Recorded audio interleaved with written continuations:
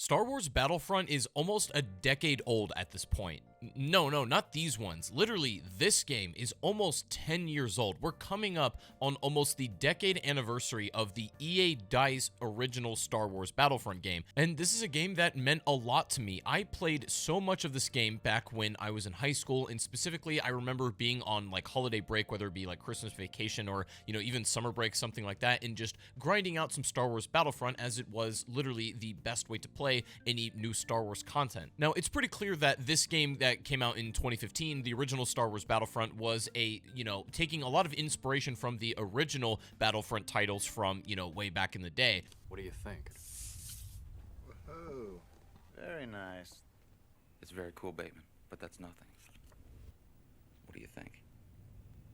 Nice. But this one is a little bit more battlefieldy. It has that DICE influence, but all things considered, I think this game overall really struck a chord with Star Wars fans and just video game fans in general. And it's so funny because the game isn't perfect, of course, but compared to the controversy that Battlefront 2 would find itself in, the biggest controversy that Star Wars Battlefront 2015 got into was the fact that it wouldn't feature space battles.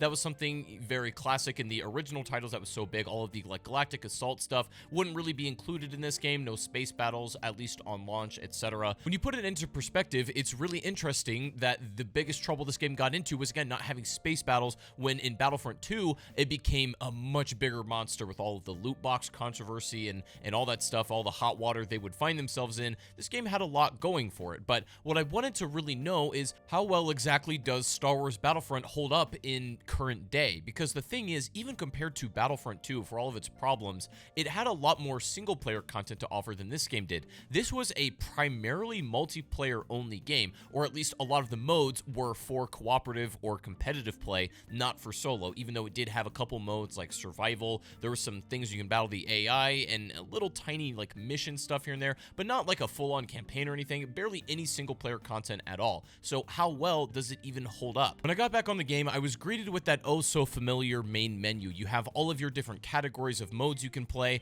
and primarily the modes that people would, engage in, the most popular ones were either the 40-player modes. You had a lot of your supremacy stuff in there, or you had hero modes like Hero Hunt or HVV, and then you had the 12, player modes, which are like cargo or like team deathmatch, that kind of thing. And I wanted to see if I could find a lobby in all of these. The only thing I really had any trouble with was actually finding a lobby in the 40-player mode. After a while playing on some peak prime hours, I was actually able to find at least a half-baked lobby. It wasn't a great experience, but it at least got going. Otherwise, this queue is pretty much dead in 2023. I also tried playing the 12-player modes, and to be honest, I found games relatively quickly. I was playing on console, so I cannot make the same guarantee if you're playing this on PC, but for being a game that is almost 10 years old at this point, and to be able to find a game, in kind of morning hours without waiting too long is still pretty impressive, and it goes to show how dedicated of a community and player base that Star Wars Battlefront really managed to achieve. But what's really interesting is, even though you're not able to consistently find lobbies for these bigger 40-player game modes anymore, what you can find is actually, you can still play Galactic Assault in private matches against bots and kind of simulate that experience, and it's pretty fun because you can play any map you want. You can play as whatever hero or faction you want. You can be the Empire or the Rebels, and you don't have to fight for the hero drop. That was unfortunately one of Battlefront 2015's biggest weak points, was the fact that the hero drop was totally random. In Battlefront 2, they did it in a way where you kind of earned playing as a hero as the match goes on, but in this game it was just a random drop, and if you knew the spawns, you could kind of control it, and I don't know, it wasn't a great system for playing as the hero. So these offline modes give you a chance to enjoy that content, especially if you paid for stuff like DLC. And speaking of DLC, Battlefront would get a fair amount of expansions as its year would progress. It would get an Outer Rim update, one for Bespin, Death Star, and then Rogue One Scarif, as Rogue One was coming out around that time, and so they got some promotional material for that. And in these expansions, it wasn't like you were getting just maps. I mean, you would get maps, but you'd also get content updates. You would get brand new heroes, blasters, vehicles, star cards, and so on. You would get a lot of stuff in each individual update. Now, the quality of each update is questionable. There were a few expansions that were generally regarded as better updates than some other ones, but that's okay. The unfortunate part is in Battlefront 2015 now, the actual DLC playlists are basically dead. You are not going to be getting a game for these very specific modes if you can barely even find a lobby for the standard vanilla base game mode. So unfortunately, unless you're buying DLC for the actual heroes, then I don't expect you to be able to enjoy this content whatsoever, or at least what it came with. And while we're on the topic of heroes, I want to touch on these because they did get some updates as the year would progress, but I got used to playing how heroes are in Battlefront 2, and I kind of forgot how more stripped down and basic they were in original Star Wars Battlefront. So just taking Luke and Vader, for example, they are pretty much mirrors of each other in terms of their actual abilities. Like L1, Vader has a force choke, and then R1 is a saber throw, whereas Luke's is a force push, and then R1 is a saber rush. And then for Triangle, they both have a heavy attack that even when they clash, this cool little cutscene plays, but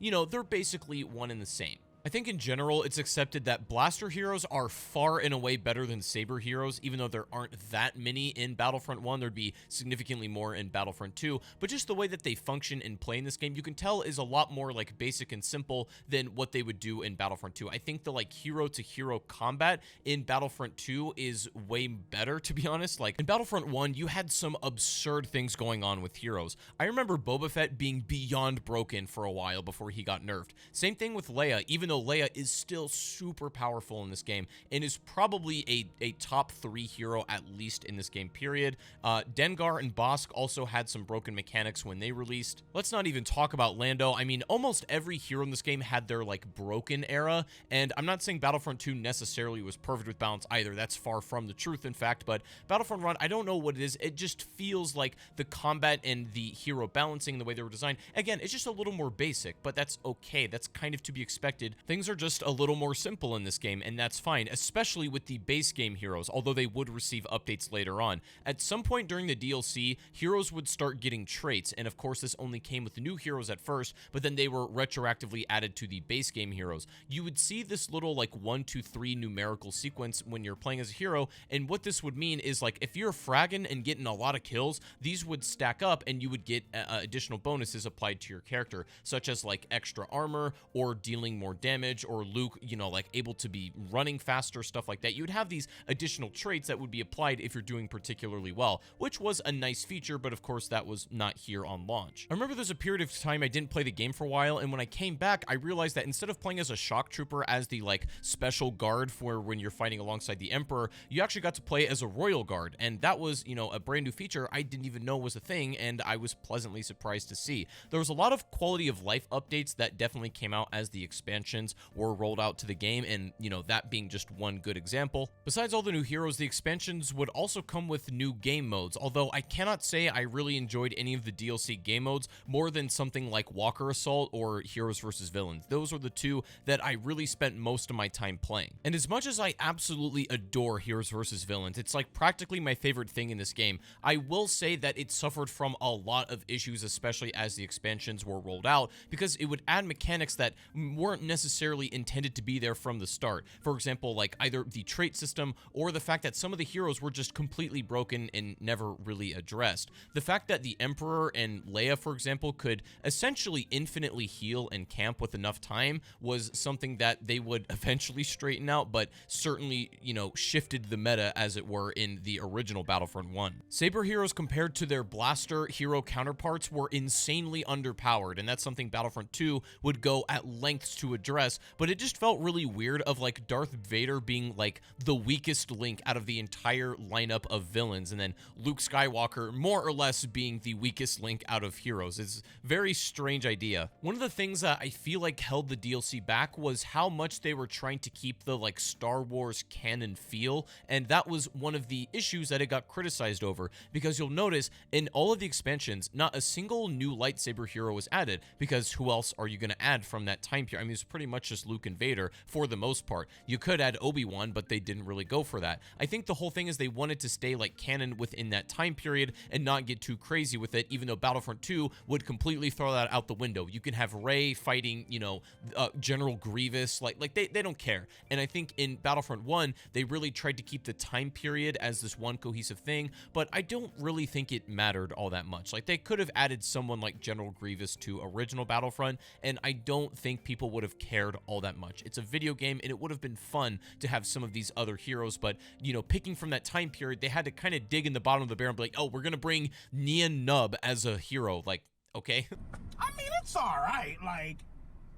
The year would go on, and a lot of new, like, star cards and other blasters and vehicles and just, like, you know, cosmetic options would get added, and I think they did a pretty good job with this. The actual card system, I think, definitely got expanded upon in Battlefront 2, but its bones and DNA were established here in Battlefront 1. I would say that it gets a little out of hand when you start adding the, like, trait cards and everything, which are, you know, for lack of a better word, they're basically kill streaks, and you get this added bonus. Again, similar to how the hero traits worked, where you acquire them in different levels and tiers, and of course they get stronger as you're doing better. I just think it was a little messy because sometimes you might be fighting an enemy and they may like completely beam you or not take that much damage, and you don't really know why that is. Maybe their trait or something gives them extra armor, but maybe it feels like the game is just being jank. So I think this system could have been a little more clean, and I think in Battlefront 2 they actually made that a lot more transparent. These star cards, or just like other ability cards, could also suffer from the balance problem that much of the rest of the game has an issue with as well. For example, the one I can think of right off the top of my head that always drove me crazy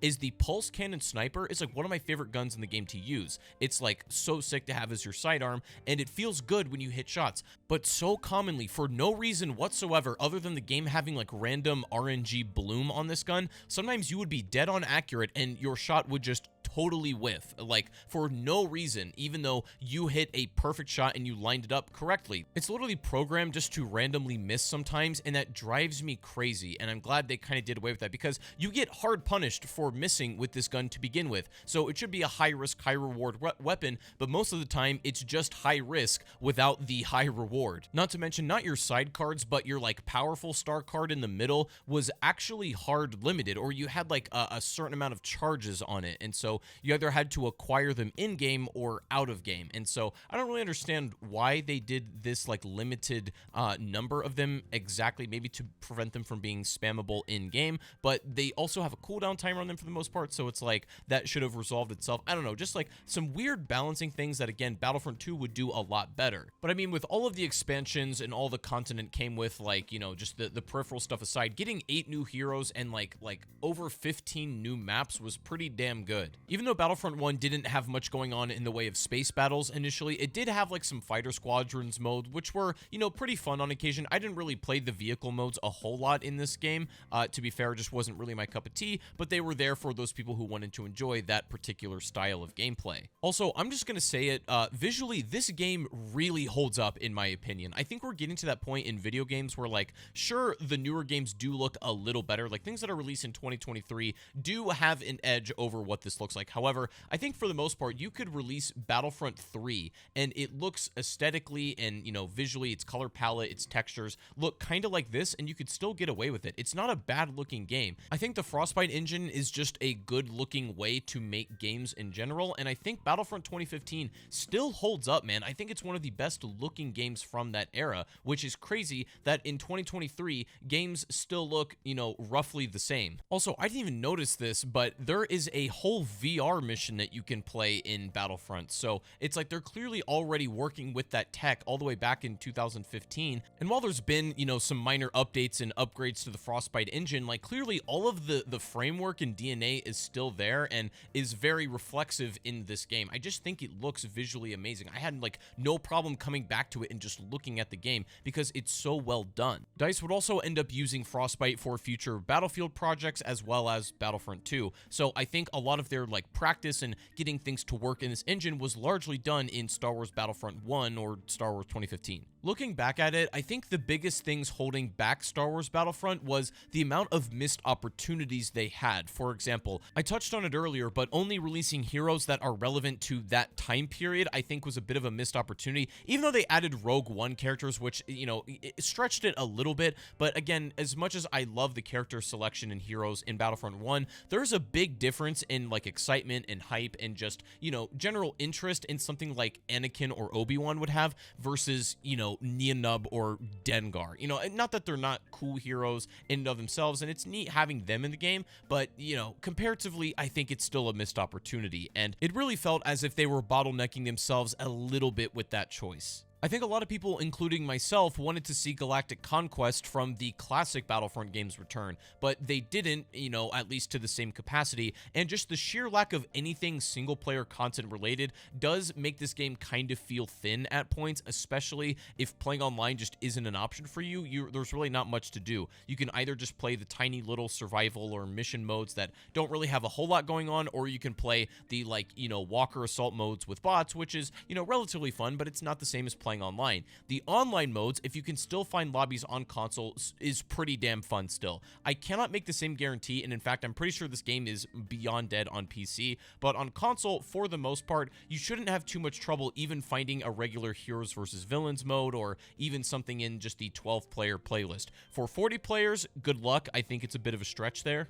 But even with most of the queues not being very populated anymore, I was still really impressed on the fact that I could find a game within seconds on a game that is nearly a decade old, and that was insane to me, especially considering that Battlefront 2 is still out, and I know that Battlefront 2 has, had its trouble over the past couple of years and months, but still has a pretty hardcore dedicated audience. Unfortunately, support on that game was cut for reasons we're not going to talk about in this video. We'll get to that some other day. But coming back to revisit the whole package of Battlefront 1, man, I was genuinely impressed, and I was so pleasantly surprised that I was actually able to experience the online modes again, and the fact that there's still people playing it is crazy. It's beyond me, but I was very happy to see it. At the end of the day, with all of the expansions and updates and quality of life fixes that Battlefront 2015 would eventually receive, I think it ended up being a pretty polished and complete game, when the sun set, and I think I was, very happy with the package it ended up being. Even though they would expand and elaborate on a lot of the ideas in Battlefront 2,